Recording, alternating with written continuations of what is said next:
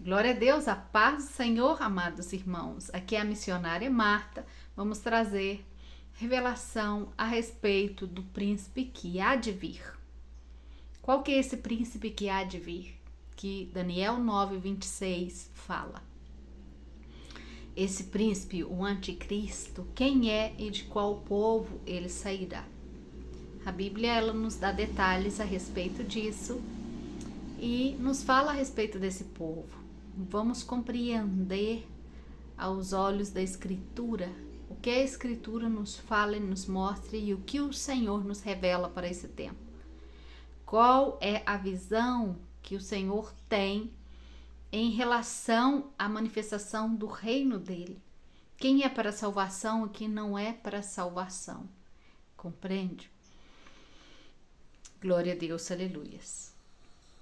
A palavra do Senhor diz que o Senhor não tem prazer que o ímpio se perca. Ele não tem prazer que o ímpio se perca. O ímpio é o pecador. Então, qualquer pecador, o Senhor quer que se arrependa, independente da etnia dele, independente de que raça pertence. Compreende? Então, por isso que Jesus morreu na cruz, para redimir, para dar salvação e para perdoar pecados. Então é errado da nossa parte afirmar que determinados povos, que o Senhor colocou juízo sobre determinados povos. Nós vemos a palavra manifestando em determinados versículos, por exemplo, quando o Senhor fala a respeito do juízo que ele trairia na vida dos descendentes de Saul, quando o povo de Israel necessitou passar pelo seu território e eles não deixaram, o Senhor ficou airado com isso e declarou um juízo sobre eles. Então, através desse juízo que o Senhor declara na sua palavra, nós entendemos que os descendentes de Esaú, o Senhor não ia ter misericórdia com nenhum deles. E se você analisa outros versículos, você vai ver o mesmo. Mas só que existe outros versículos que diz que o Senhor espera com todo o juízo que vai trazer arrependimento da parte deles. Compreende? Porque nenhum pecado não é digno de arrependimento. Todo pecado é digno de arrependimento.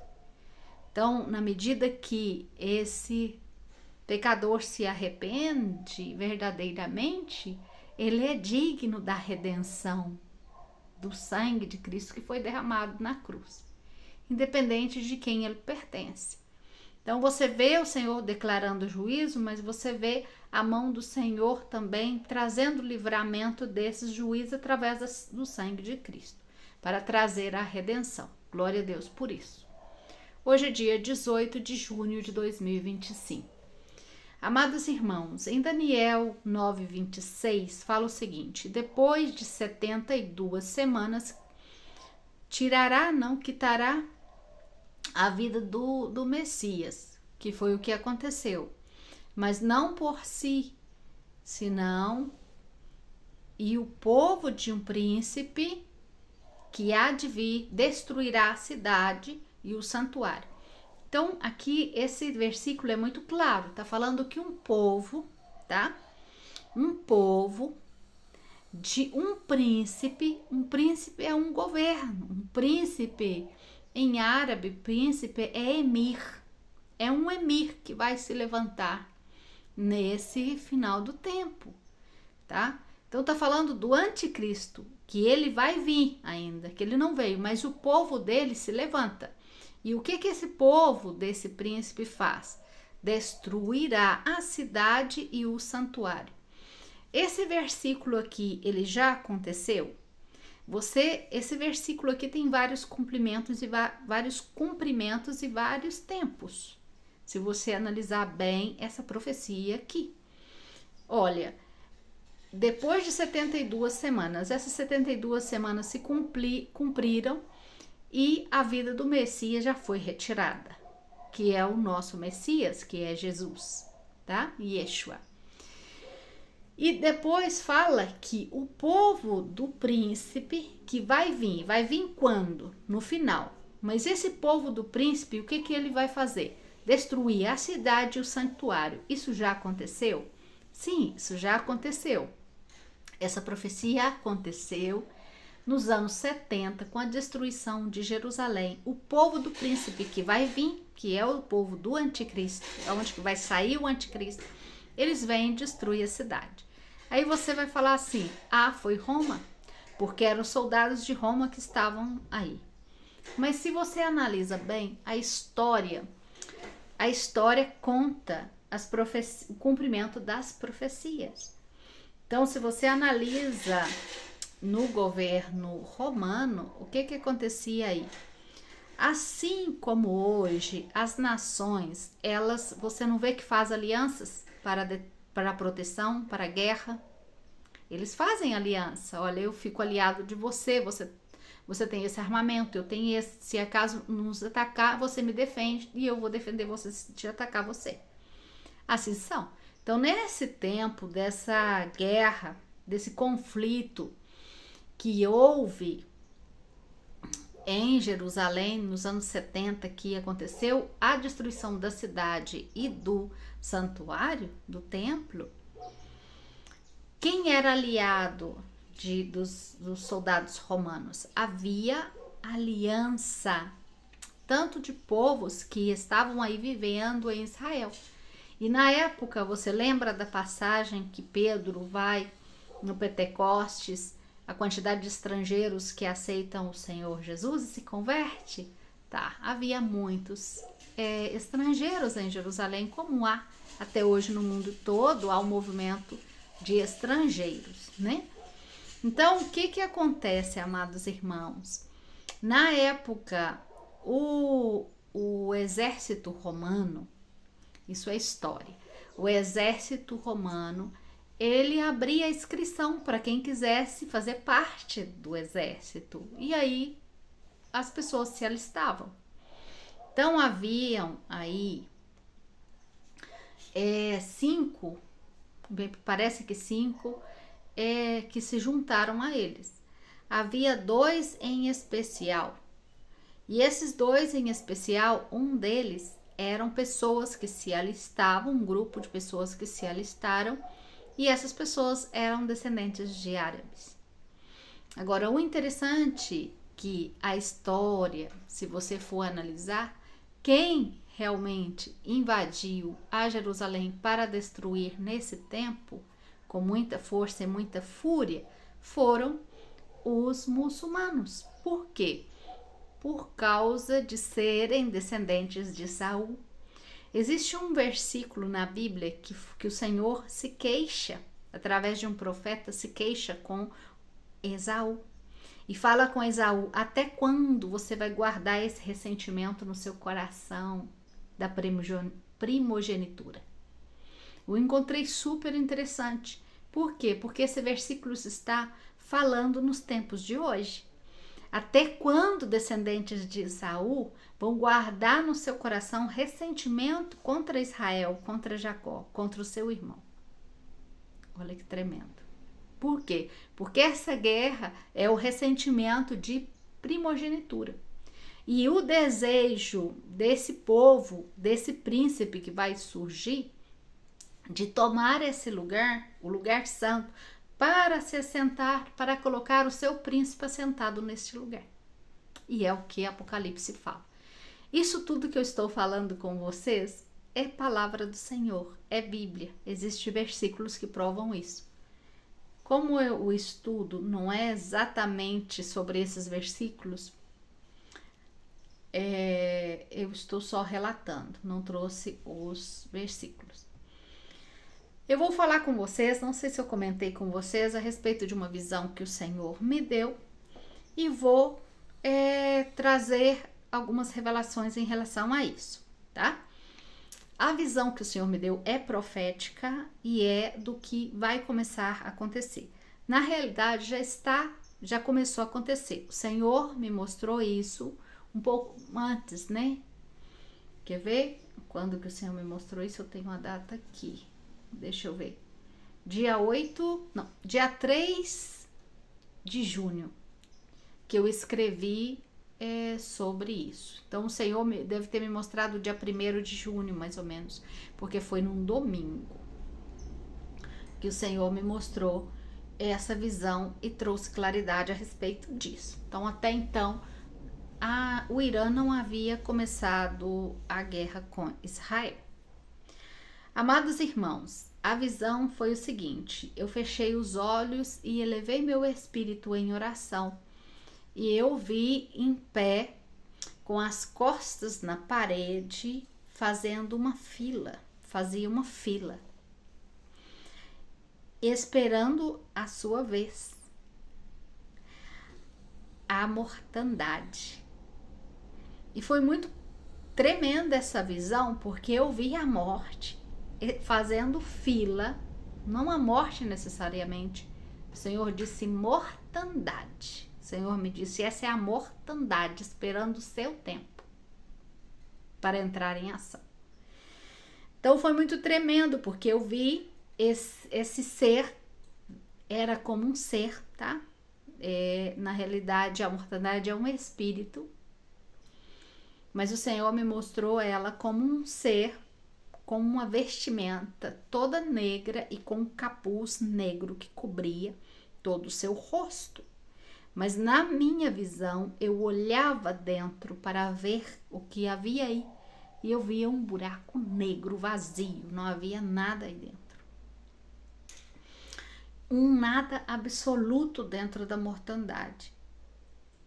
E nesse buraco negro, nesse fundo, uma escuridão muito grande, muito densa, como se fosse uma escuridão profunda. É muito tremendo a visão. Então o Senhor me disse que ela estava na fila porque ela ia entrar em ação. A mortandade ia entrar em ação. Ela estava esperando o seu tempo, e o que o Senhor falava comigo assim: não demora a mortandade entrar em ação. E aí, agora, recentemente, o Senhor me deu essa visão, mais ou menos dia 1º de junho. Hoje é 18 de junho, e já faz mais ou menos 6, 7 dias que Israel começou esse conflito com Irã. Profeticamente, essa guerra, ela não é uma guerra territorial, não é uma guerra geográfica,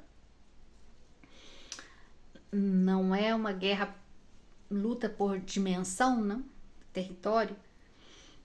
Ela é uma guerra profética. É a guerra que está escrito que ia acontecer nos últimos tempos e está acontecendo.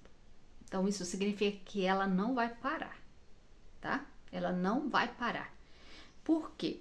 Porque analisando toda a profecia, o contexto de toda a palavra e toda a profecia e o que o Senhor fala em relação a isso, eu já gravei vídeos a respeito disso para poder explicar para vocês. No momento, o Senhor tem uma palavra que ele diz o seguinte, no versículo um profeta diz o seguinte, que iriam atacar Israel e que quando atacasse Israel e que tocasse o mais preciado dele, o Senhor ia entrar nessa guerra. Porque eles não estariam mexendo com Israel, estariam mexendo com o próprio Deus. E o que eles tocam em especial que mexe com o próprio Deus? Quando eles atacam Israel aqui ou ali. Mas na hora que eles atacam o lugar santo, eles estão mexendo com o próprio Deus. Então o próprio Deus entra nessa batalha. E o lugar santo é Jerusalém, é o Monte Santo, aonde o Senhor não deixará que ninguém tome este lugar. Porque é um lugar dele e é um lugar que foi declarado que é dele e ponto. Ele não vai deixar que nenhum homem se sente neste lugar. Eles colocarão aí no seu Monte Santo o príncipe deles. Eles colocarão aí esse homem. Como compreender quem é esse homem? Porque nós vemos o Islã, vemos o cristianismo e vemos o judaísmo. Você vê, por exemplo, o judaísmo, ele falando a respeito do Messias que há de vir, que eles vão colocar. E todos nós cristãos falamos assim, esse é o anticristo, o deles. Mas nós não analisamos o Islã, que tem a mesma ideologia, a teologia do Islã também. Que a teologia do Islã é parecidíssima com a Torá, mas só que adaptada para a sua crença, para a sua ideologia. O cristianismo também. Ou seja, não que se adaptou para nós, porque nossa palavra, a palavra que nós cremos, não é uma adaptação de nada, porque é a revelação que vem do Espírito de Deus. Estou falando no contexto do Corão, que foi uma adaptação aí para... Eu creio que Deus usará para dar cumprimento à profecia, dar cumprimento à palavra. Glória a Deus por isso. Amém? Então, amados irmãos,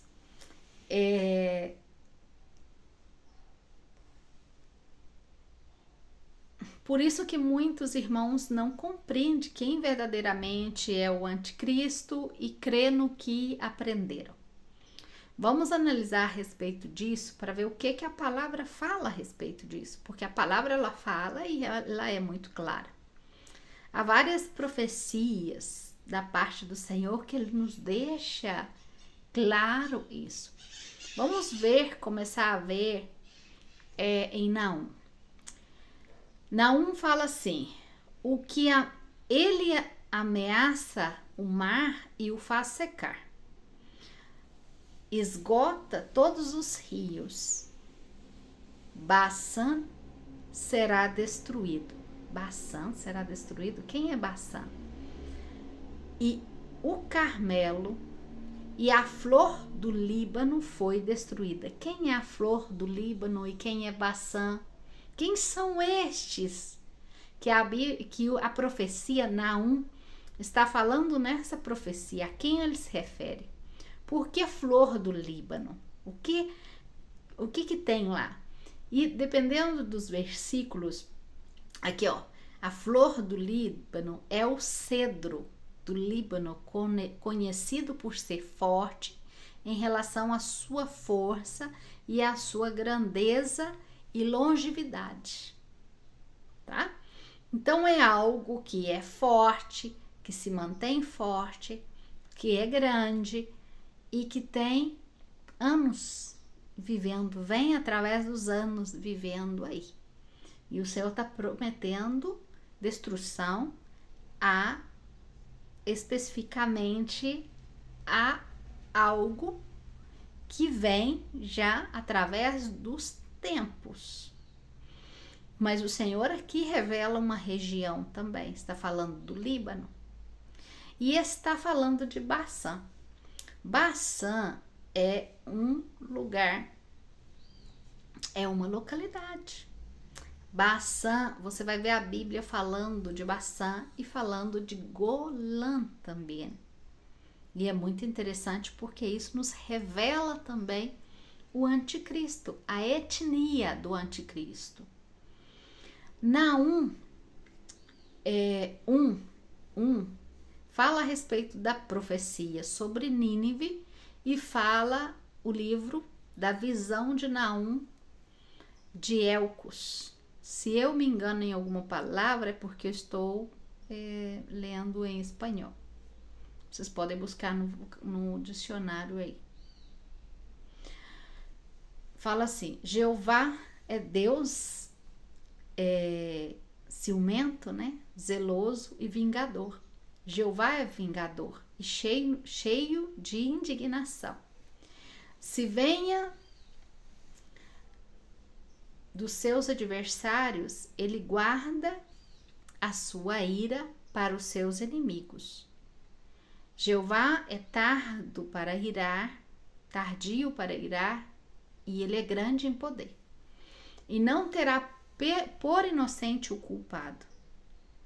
Jeová marcha na tempestade e no torbelinho e no redemoinho, e as nuvens são pó dos seus pés. Os montes tremem diante dele, as montanhas, se derretem, a terra se comove na sua presença, o mundo e todos os que nele habitam. Quem permanecerá diante da sua ira? Faz uma pergunta. E quem quebrará o pé? Quem ficará em pé, Quem ficará em pé no ardor da sua ira, do seu enojo, da sua raiva? Sua ira se derramará como fogo e por ele se fenderá as penhas. Então aqui está falando da ira. Isso significa que quando o Senhor fala da ira dele, declara em algum versículo, falando da ira e falando do dia, do grande dia, ele está falando do tempo do fim. Glória a Deus, aleluia. Então, você vê, aqui estamos falando do livro de Naum 1. Estamos falando do porquê que o Senhor, então, está falando que vai destruir Baçã. Ele está relatando, quando ele fala nos versículos adiante, no 6, Naum 1:6, ele está relatando quem é esse. Eu vou destruir Baçã. Ele fala, eu vou destruir Baçã, eu vou destruir o Líbano, as flores do Líbano, o Carmelo. Agora ele vai falar da ira dele, que ele vai derramar a ira, e fala quem permanecerá. Tá? Ele está falando em relação a estes. E está perguntando, vocês vão aguentar a minha ira no final? Porque eu vou derramar a ira sobre vocês, especificamente. E ele fala, eu sou Jeová vingador, tá? Eu sou muito tardo em irar, mas eu sou grande em poder e eu guardo a minha ira para os verdadeiros culpados. Porque eu não vou ter por inocente o culpado. Uau! Então, ele está falando desse grande dia e dessa destruição. Glória a Deus, aleluias. É tremendo. Amados irmãos, se você for fazer uma análise geográfica de Baçã, você vai encontrar quem é realmente Baçã. Glória a Deus, aleluias. Baçã é uma aldeia que recebeu esse nome da conquista de terra na mão da tribo de Gade. 1 de Crônicas 5:11, 1 de Crônicas 16:17. 5:11, 16 e 17. Baçã é o nome da região onde teve essa guerra. Que guerra? E Baçã significa o lugar da serpente. Oh, por que o Senhor está falando que vai destruir Baçã, o lugar da serpente? Então a serpente nasce aí. O filho da serpente andou por aí. Então vê que a Bíblia, ela nos indica. O que acontece? Aí aconteceu uma guerra, e essa guerra está relatada em Gênesis 3. Glória a Deus, aleluias. E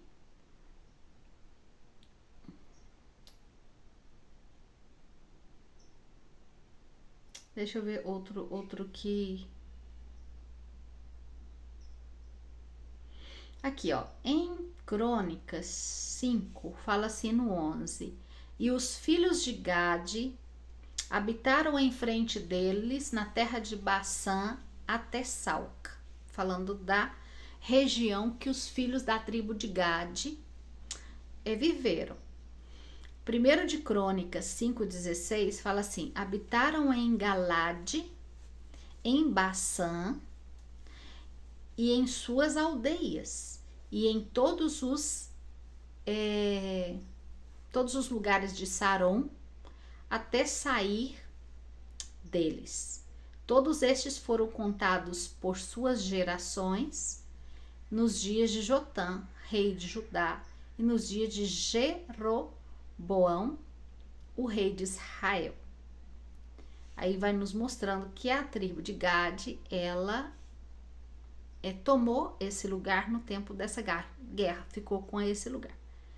Mas só que, qual é essa guerra? O que aconteceu exatamente? Aconteceu que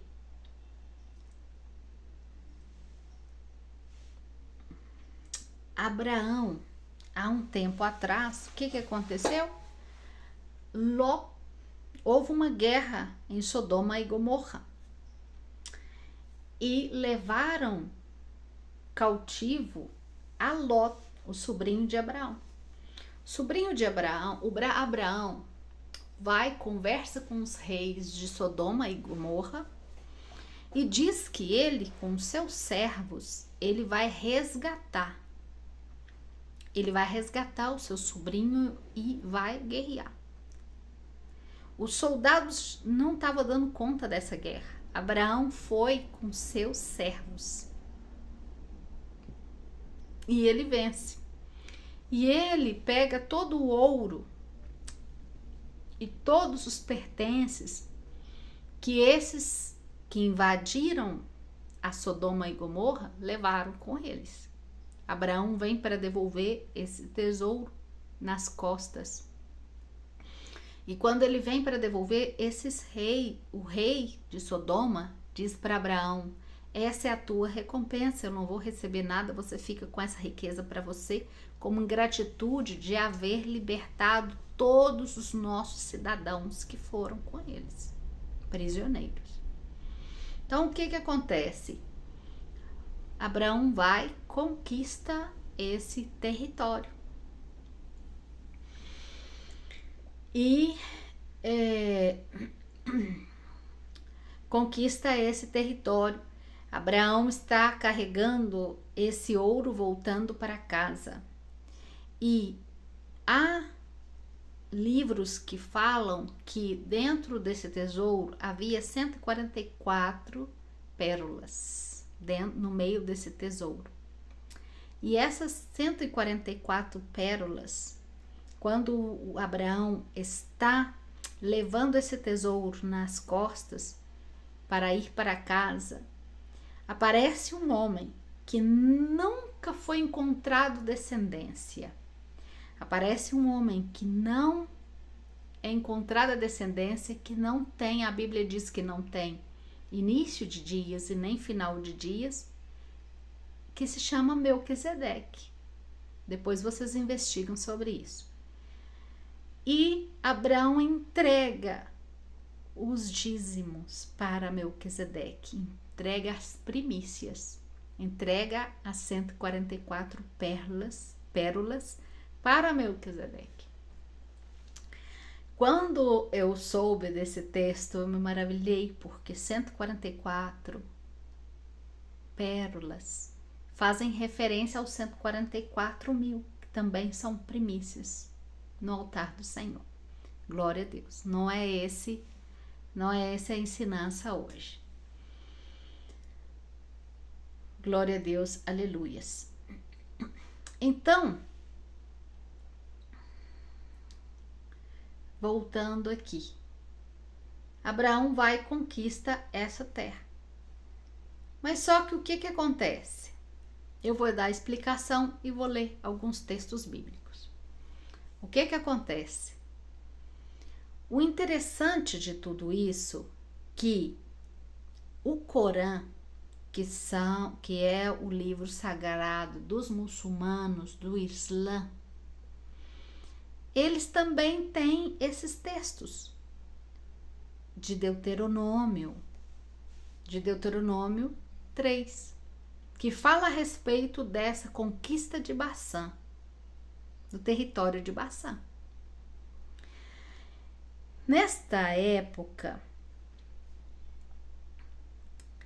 você vê, eles têm esse texto e eles dizem que o pai Abraão conquistou essa terra para eles e que são deles, que não são de Israel, que é deles essa terra de Baçã, que esse território é deles. Mas lendo o Deuteronômio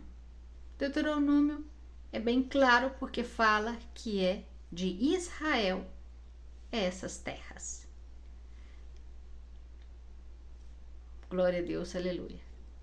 Aí você já começa a ver uma divergência aí. E uma divergência de crença. Por quê? Porque no Corão dos muçulmanos, eles creem que todas as heranças que Deus deu foi para eles. No entanto, se você analisar, as tribos não receberam terras ao redor de Israel.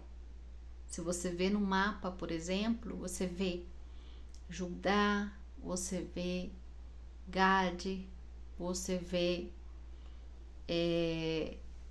Benjamim, você vê todas, Efraim, todas as tribos e os seus territórios que foi dado pelo Senhor. E o interessante da localidade é que os descendentes de Ismael e os descendentes de Esaú, eles já tinham os seus territórios já antes.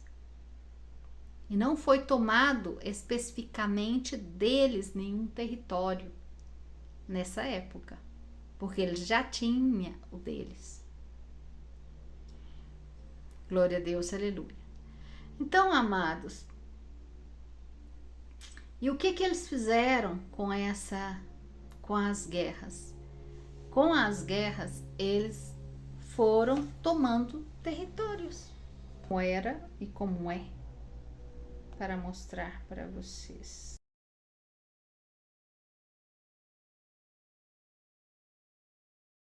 Vamos ler Deuteronômios 3, diz em adiante: Jeová nosso Deus entregou também em nossa mão ao rei Og, rei de Baçã, e todo o povo, o qual derrotamos até acabar com todos.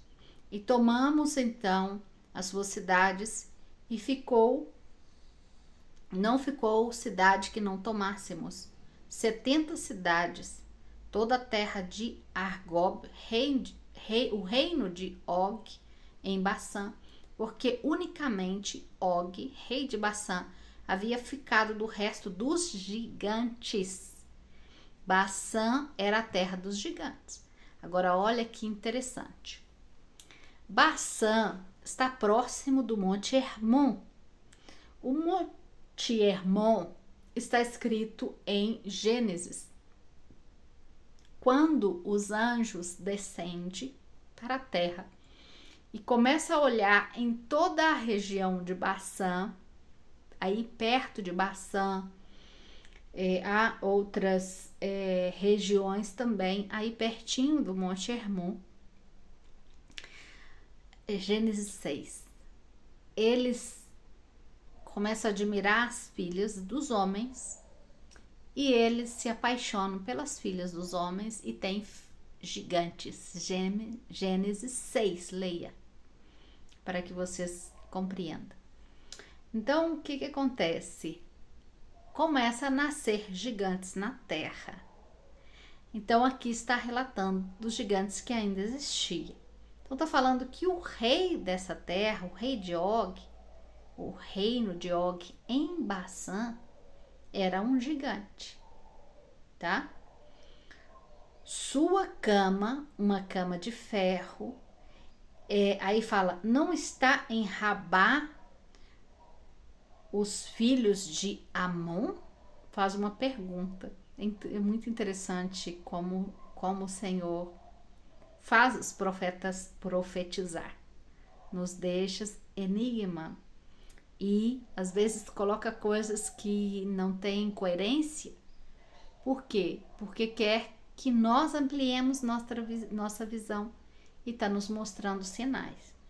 Aí fala assim, a longitude dela é como 9 codos e a sua altura 4 codos, ou seja, seu comprimento, sua largura, segundo o tamanho de homem. Aí tá deixando um mistério aqui. No 13 ele fala assim, o resto de Galade e todo o Baçã, o reino de Og e toda a terra de Argob, que se chama terra dos gigantes, onde eles viviam, o dei a uma medida para a tribo de Manassés. Tá vendo que eles começam, eles conquistam essa terra, né? Porque há mais guerras aí. E eles distribuem essa terra para as tribos de Israel. E fala assim, os Rubenitas, os Gaditas, lhes dei Galade até o arroio de Arnon, tendo por limite o meio do vale até o arroio ou seja, a nascente de Jaboque, o qual faz limites com os filhos de Amon. Isso é verdadeiro que ficou nas mãos porque os profetas declararam as suas profecias. Então, em Amós 4, o profeta fala, ouvi essa palavra vacas de Baçã. Tá chamando eles de vaca? Quem é a vaca de Baçã? Tá falando de animal? Não, tá falando de pessoas. Que estais no monte de Samaria, que oprime os pobres, que quebranta o menesteroso, que fala aos vossos senhores, trazede e bebemos. Traga. Trai-nos, vamos tomar. Como se diz assim, seria isso em português. Então aqui a profecia está falando a respeito das vacas de Baçã. Então aqui já você vê que o profeta já está mudando de figura. Ele está comparando um povo a vacas. Mas é interessante que depois você vê em outros relatos bíblicos, você vê que o Senhor os chama de touros de Baçã. Touros. E os chama também de valentes de Baçã. O chama por quê? Por causa da sua força, tá? E no Isaías 2:13, você vê o seguinte, sobre todos os cedros do Líbano alto e erguido, o cedro do Líbano que não se dobra, que é altivo de espírito, que não se dobra, que é orgulhoso, soberbo. E fala o seguinte, está falando a pessoas, não está falando ao cedro. E sobre todas as enzimas de Baçã. Aí, olha o 19, o que fala. Vocês entrarão nas cavernas das penhas e nas aberturas da terra pela presença temível de Jeová e pelo resplandor da majestade dele, quando ele se levante para castigar a terra. O que vocês lembram desse texto de Isaías? Você vê que no 13 está falando de Baçã, do povo de Baçã, está falando dos cedros de Líbano, do povo que é comparado aos cedros do Líbano, E está falando de Apocalipse, do povo que vai entrar nas cavernas para esconder quando o Senhor venha, porque o Senhor virá na sua ira para castigar. Você está entendendo? Então o Senhor está falando desse povo que o Senhor realmente vai castigar e eles não vão voltar atrás. Eles são soberbos, eles são erguidos, eles não se dobram ao Senhor e não se dobrarão. Por isso o Senhor os compara com os cedros altos de Líbano. E o Senhor nos dá as regiões, porque o Senhor agora está falando de um território, está falando de Líbano. Glória a Deus, aleluias. Aí vamos analisar Isaías 33, 1. O que que fala? Fala assim: ai de ti, que saqueias e nunca foi saqueado. Quem que é esse que anda saqueando todo mundo e nunca foi saqueado? Que faz deslealdade, mas bem como ninguém fez e ninguém fez contra você. O Senhor está falando que ninguém fez contra ele a deslealdade que ele faz. E aí fala assim: quando você acabe de saquear, será você saqueado. E quando você acaba de fazer a deslealdade será contra ti. Quem que é que o profeta Isaías está profetizando? Aos touros de Baçã. A esse povo que entra em guerra sempre com Israel. Glória a Deus, aleluias. E fala assim: se enlutou, ficou em luto e enfermou a terra. O Líbano se envergonhou e foi cortado. Saron se voltou em um deserto, se tornou um deserto. E Baçã e o Carmelo foram sacudidos. Então você vê o Senhor trazendo profecia, de novo falando a respeito do Carmelo e falando a respeito de Baçã. E fala: os pecadores se assombraram em Sião, espanto sobreveio aos hipócritas. Quem de nós morará com o fogo consumidor?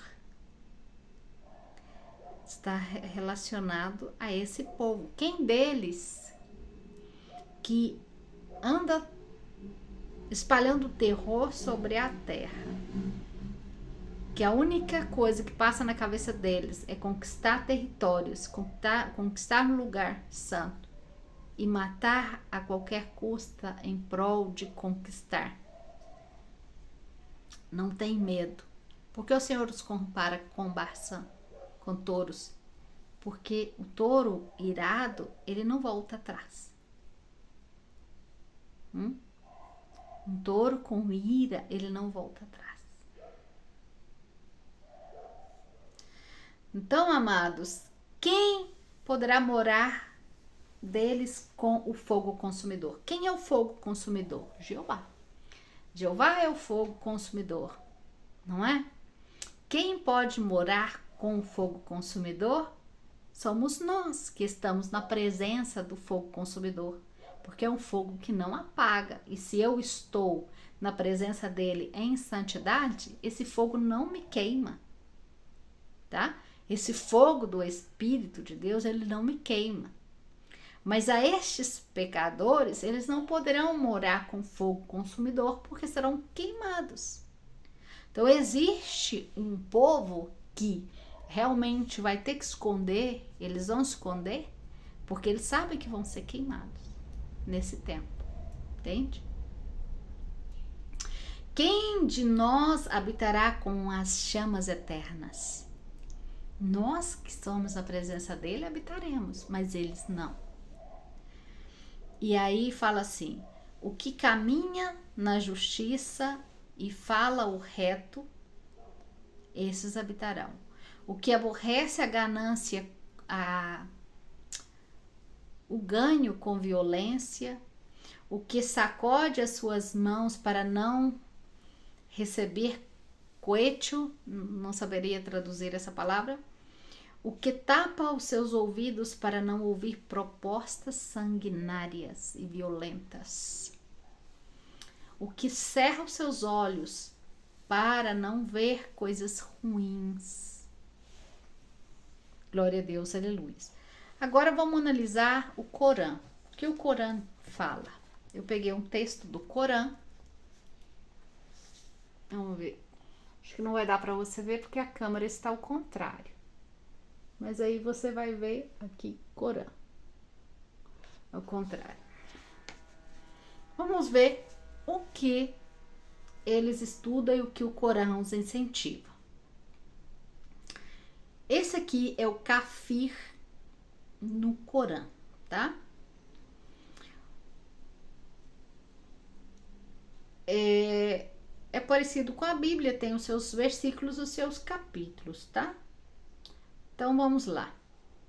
A estrutura do pensamento islâmico se dá o nome de kufir ou kafir. Representa todas as coisas inaceitáveis e ofensivas para Allah. Aí você vai falar assim, mas Allah é Deus. Allah é o nome de Deus em árabe. Olha, Allah não é Deus. Assim como o Deus, Jesus dos católicos, não é o nosso Jesus. Ah, mas é o mesmo Jesus. Não, não é não. Não é. Eles servem um Jesus que está no madeiro e que não tem olhos, mas não vê. Esse é o verdadeiro Jesus que eles conhecem. Eles não conhecem o nosso Jesus. Porque se conhecesse o nosso Jesus, o Jesus vivo que ressuscitou, eles já tinham jogado o madeiro que eles guardam na casa fora. Tá? Então, para Deus, não é. Para Deus, esse é outro Deus. Então, no sentido corâmico fundamental, kufir ou kafir significa ingratitude.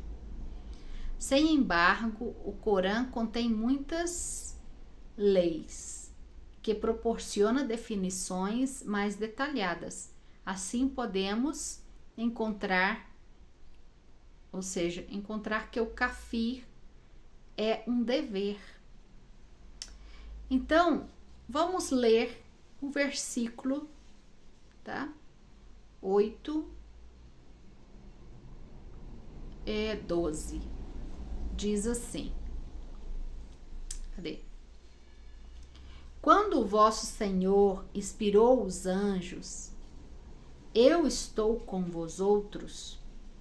Confirmai, pois, os que creem. Infundirei o terror nos corações de quem não crer. Corta-lhes o pescoço e os dedos. Amados, isso está no Corão. É o que o Corão incentiva. É o que os muçulmanos aprendem no Islã, na sua religião. Que todo aquele que não crê em Allah se ele não se converter a Allah, devem cortar seus pescoços e os seus dedos. Kafir, capítulo 8:12, no Corão.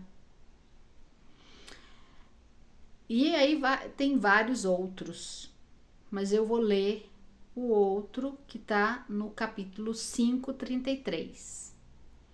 Retribuição de quem faz guerra a Deus, a Allah, e a seu enviado, e se dão a corromper na terra, serão mortos sem piedade, crucificados ou amputados de mão e de pés opostos, ou desterrados do país, sofrerão ignomia de vida aqui e um terrível castigo na outra vida.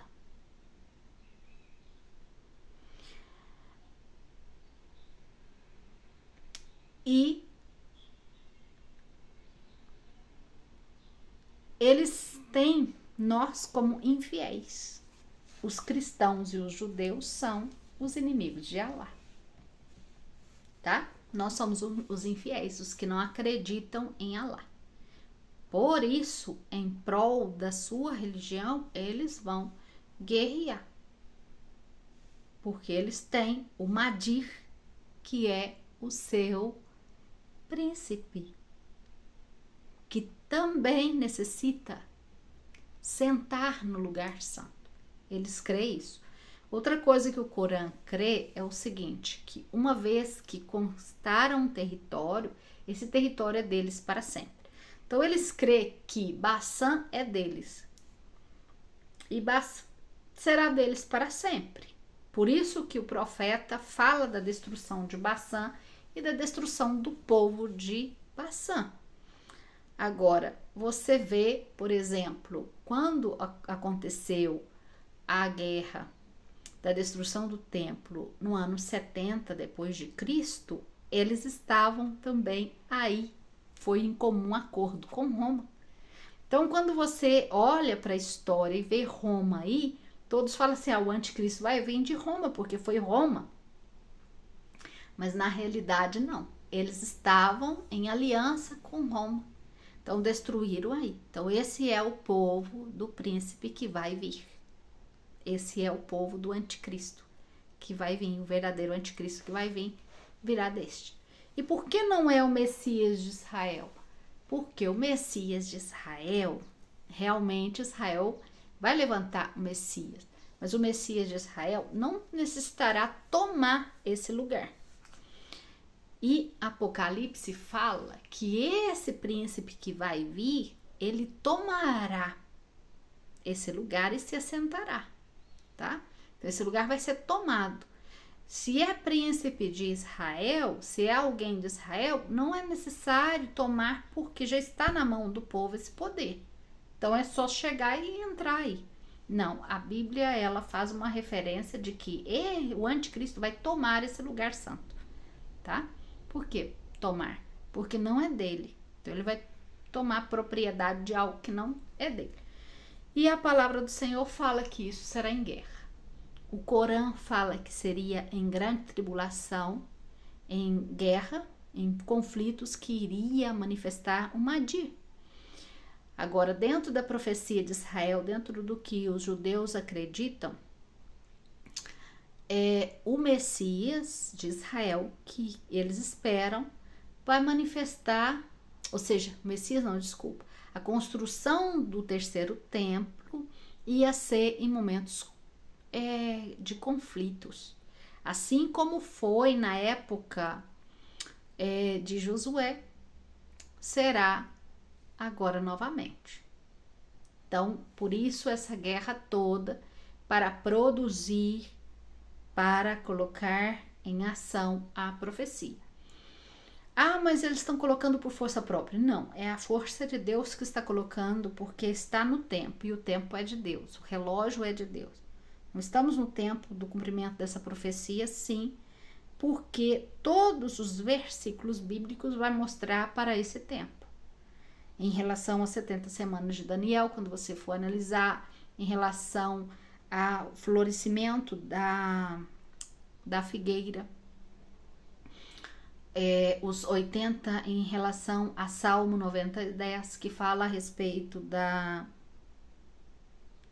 vida do homem, da geração sobre a terra. Então Israel tem essa figueira, ela tem um tempo de geração, que é um tempo de 70 a 80 anos. E os mais robustos, 80. Quem é mais robusto? Israel é robusto, Israel é forte. Então Israel vai até 80. E se você olhar dentro dessa analogia, dentro dessa análise, você vai ver que Israel vai fazer 80 anos em 2028, tá? Então a geração de Israel já está quase por cumprir. Então, dentro do tempo profético, nós já estamos no tempo, tanto para cristiano como para muçulmanos, como para judeus. Todas as profecias estão no tempo, tá? E para a serpente também, porque a serpente está aí também, né? Então, amados irmãos, em Corã, em Kafir 33:61, fala assim, ó: malditos serão capturados e mortos sem piedade onde quer que eles estejam. Em Kafir 9:29 diz assim: lutem contra quem não crer em Alá no dia do juízo, nesse dia. Esse dia que eles estão esperando para lutar contra quem não crê no seu Deus, contra os incrédulos, contra os cristãos e os judeus. E diz assim: eles não respeitam ao nosso Deus, eles não respeitam a majestade e têm vedado e não seguem verdadeiramente a religião daquela gente do livro. Quem é a gente do livro? As pessoas do livro. Eles nos chamam de pessoas do livro, tá? Gente do livro, aquela gente do livro. Os cristãos e os judeus somos a gente do livro, da Torá, da Bíblia. Nós somos as pessoas do livro, nós carregamos o livro, tá? Nós carregamos a palavra do Senhor. Então, nós somos inimigos deles.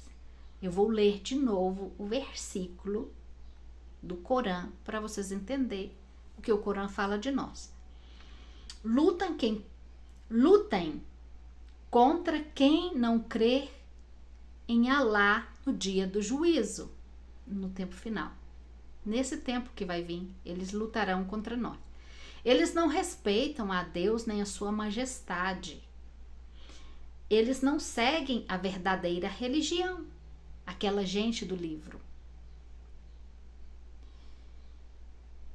A menos que aceitam pagar um imposto com humildade. O que eles estão falando? Olha, há outro versículo também que fala o seguinte: que se as pessoas do livro, tanto os judeus como os cristãos, aceitarem, se converterem ao Islã de todo o seu coração, eles não serão mortos, tá? Eles não serão destruídos, não receberão nenhum castigo. Mas se eles não aceitarem, eles falam assim, aí serão. Mas eles falam outra coisa também, eles falam que a menos que eles vejam que aquela pessoa se converteu verdadeiramente no Islã, eles podem confiar nessa pessoa. E falam, não confie em ninguém, a menos que se converta ao Islã verdadeiramente. Então, isso é o que o Corã prega, tá? Que no tempo do juízo, eles vão entrar nesta guerra para tomar este lugar, para tomar o que é deles, tá? E eles vão sem medo.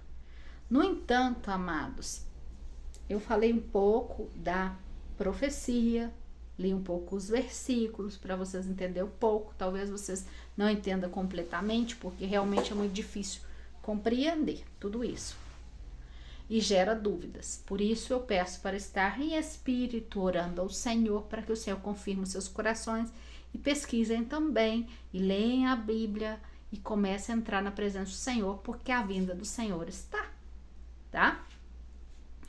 Amados irmãos, nós como igreja já temos que estar preparados, porque já estamos. Essa guerra, ela não vai parar aqui, tá? É uma guerra profética. Ela vai continuar em todas as nações. Eu vou falar o que o Senhor me revelou em relação a isso.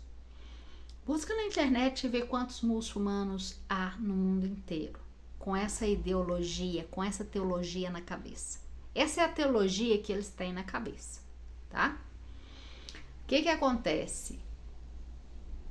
O Senhor me revelou o seguinte, que eles iam acionar os que estão em todas as nações, porque eles esparciram o povo nas nações, colocaram o povo nas nações por pura estratégia, porque esse plano é desde muito tempo. Está escrito no próprio livro que eles estudam todos os dias. Então, amados irmãos, isso são coisas que eles já vêm planejando em seus corações há muito tempo. No entanto, a Bíblia fala deles e fala assim: vocês que planejaram maldade contra o meu povo, que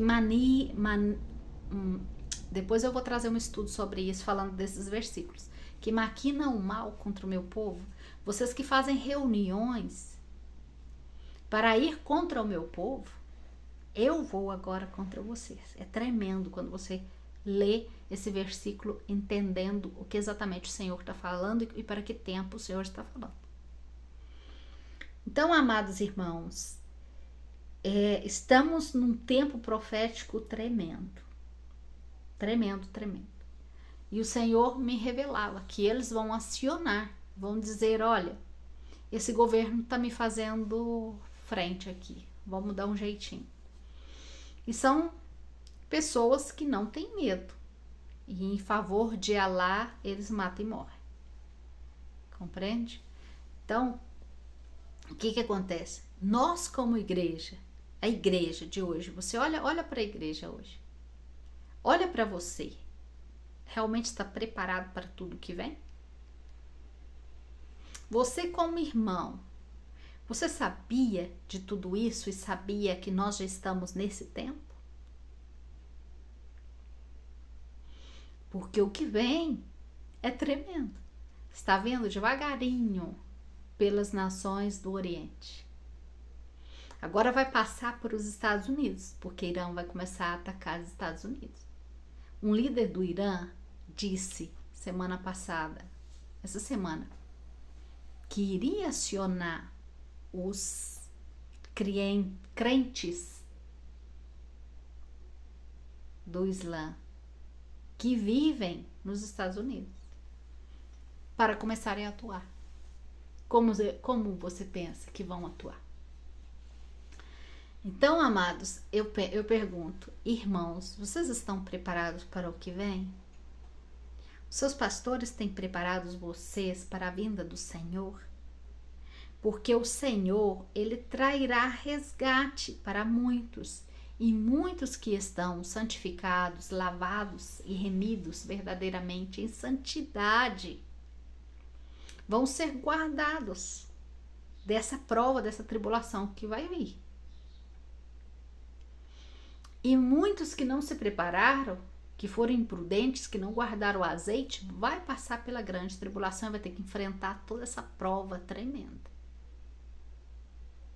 Então, o que está por vir é algo muito grande. Vou estar falando, relatando aos pouquinhos o que o Senhor tem revelado, para estar preparando a igreja, preparando os irmãos que estão acordados. Porque existe sim um povo que está acordado, existe um povo que é consciente disso, existe um povo que é consciente de todas as profecias que está acontecendo, mas não está preparado espiritualmente. Pensa que está preparado, mas continua dormindo espiritualmente. Pensa que só de saber da profecia já é uma preparação, mas está apegado às coisas desse mundo tremendamente. Não há perdoado o irmão, não anda em santidade e acha que vai receber um reino eterno nessas condições. Amém, amado irmão? Então, em nome de Jesus, esteja compartilhando o vídeo, ajudando a chegar a mais pessoas, para que mais pessoas tenham consciência do tempo que nós estamos vivendo.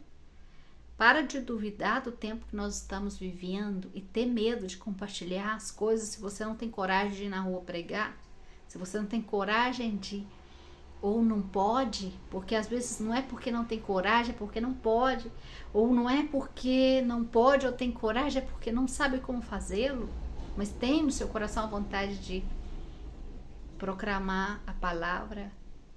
Se você me ajuda a compartilhar os vídeos, se você dá um like, esse vídeo pode chegar a outras pessoas que necessitam entrar em santidade porque estão em pecado. E às vezes, muitas das vezes são irmãos nossos que estão sentados do nosso lado na igreja, mas que necessita preparar para a vinda do Senhor. Amém? Que o Senhor te abençoe e te guarde em nome de Jesus. Eu vou continuar, tá? Falando a respeito do tema.